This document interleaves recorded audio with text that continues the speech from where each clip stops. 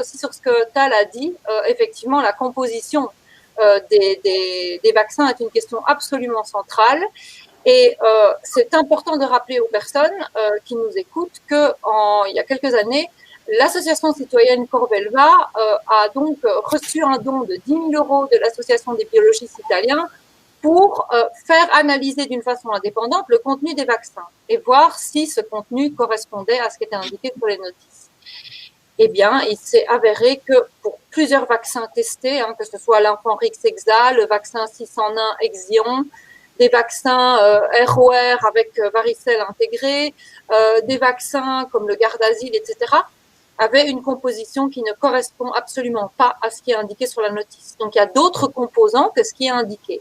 Ce qui pose évidemment un gros problème puisque les juges, les médecins, les experts sont censés se baser sur les notices officielles pour rendre un avis sur l'imputabilité d'un effet secondaire, etc., au vaccin.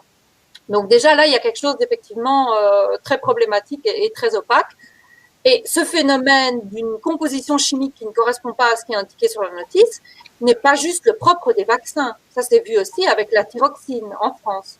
Donc c'est important de comprendre qu'il y a des précédents et que la confiance aveugle dans une notice ne peut plus prévaloir. Ce n'est pas une affaire de complotisme, c'est une affaire de vérification rigoureuse.